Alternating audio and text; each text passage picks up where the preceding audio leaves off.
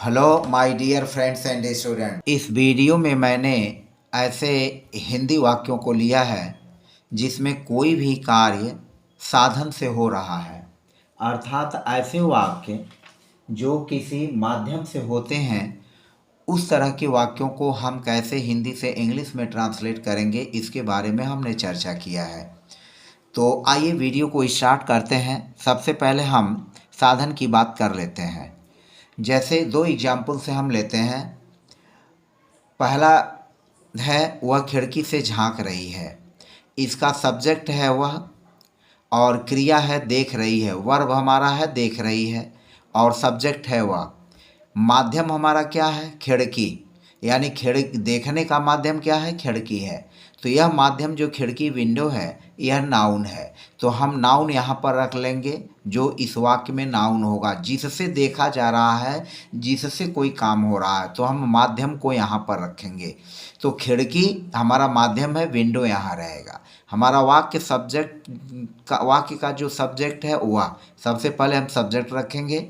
यदि वाक्य में हेल्पिंग वर्ब आया हुआ है तो हेल्पिंग वर्ब का भी यूज़ करेंगे, और अगर यदि वाक्य में केवल मेन वर्ब है तो मेन वर्ब का यूज कर लेंगे। अन्यथा helping verb plus main verb का यूज करते हुए हम वाक्य को हिंदी से इंग्लिश में ट्रांसलेट कर लेंगे। दूसरी बात यह रही कि जो इसमें से और में आता है तो में के लिए हम इन का यूज कर लेंगे, और ऐसे वाक्यों में से के लिए हम थ्रू का यूज करते हैं।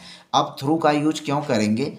जैसे खिड़की से, तो खिड़की एक माध्यम हुआ और उस माध्यम से हम देखने का काम कर रहे हैं, तो यहाँ थ्रू का यूज होगा। जैसे हम सुरंग के अंदर से निकल रहे हैं, सुरंग में प्रवेश कर रहे हैं, सुरंग से हम बाहर निकल रहे हैं, तो हम थ्रू द जो है कैनल कहेंगे। नहर से निकल रहे हैं तो थ्रू द कैनल, नहर से निकल रहे हैं। हमने कोई किताब किसी मित्र से पाई तो थ्रू माय फ्रेंड हुआ। मैंने किताब राम से पाया तो थ्रू राम हो जाएगा। तो इस तरह के वाक्यों में हम थ्रू का ही यूज करते हैं। अब आइए एक एक करके वाक्यों को देखते हैं और उनकी हिंदी से इंग्लिश में ट्रांसलेट करते हैं।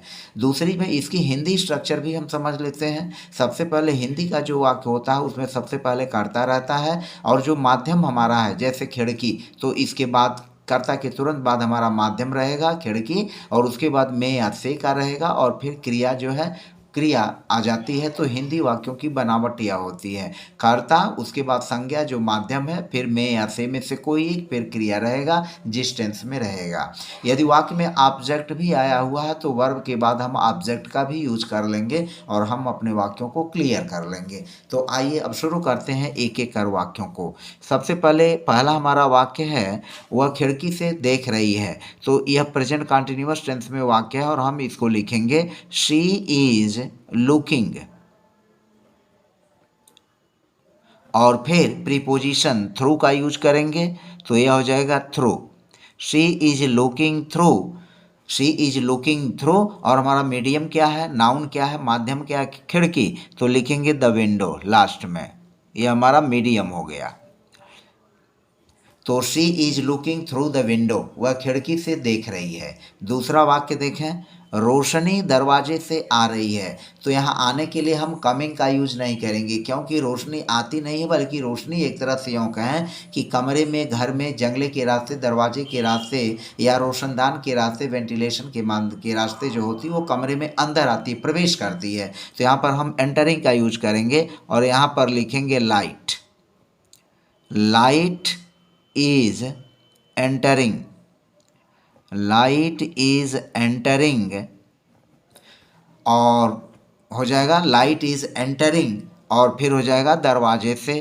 तो light is entering through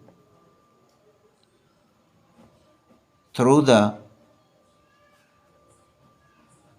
door.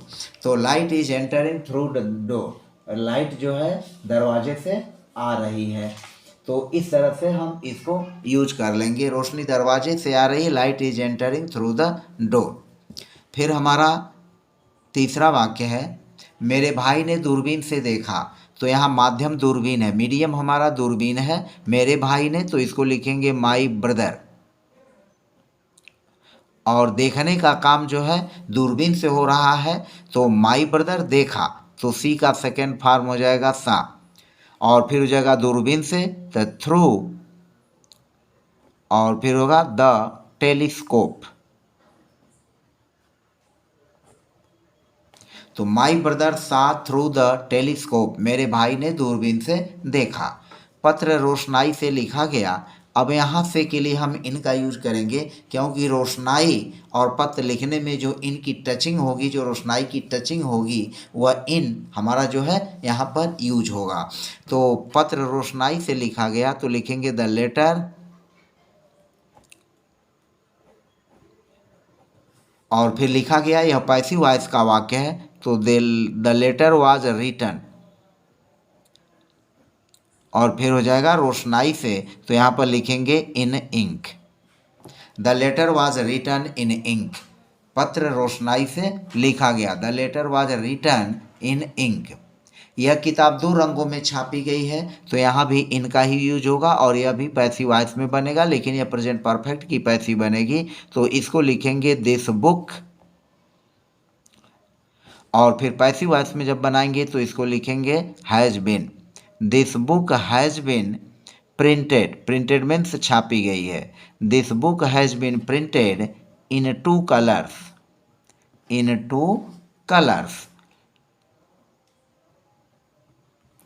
The book has been printed in 2 colours, यह किताब 2 रंगों में छापी गई है। वह एक छेद से देखती है, यह प्रेजेंट इंडेफिनिट टेंस का वाक्य है, और इसको लिखेंगे शी, और फिर यूज वर्ब लिखेंगे लुक्स। शी लुक्स, और एक छेद से हमारा मीडियम हो गया थ्रू से, और फिर through a whole.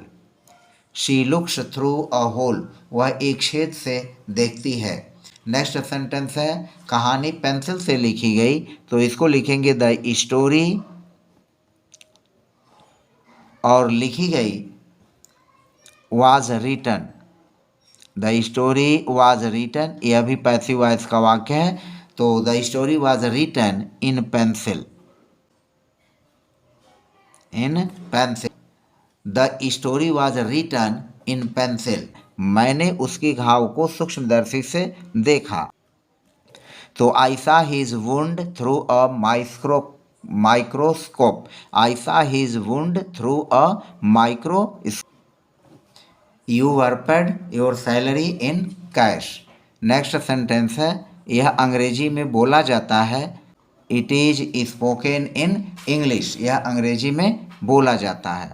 Next sentence, वह एक खिड़की से झांक रही थी, तो यहाँ सब्जेक्ट हुआ वह शी, और झांक रही थी was peeping, she was peeping through a window, she was peeping through a window. मैंने यह पुस्तक राम से पाया, तो आई गाट दिस बुक, और राम से तो through Ram, I got this book through Ram. और नेक्स्ट सेंटेंस है, यह फिल्म टेक्निकलर में है, this film is in, this film is in Technicolor, यह फिल्म टेक्निकलर में है। या हम इसको ऐसे भी लिख सकते हैं, this film has been released, has been released in Technicolor, in Technicolor. This film has been released in Technicolor.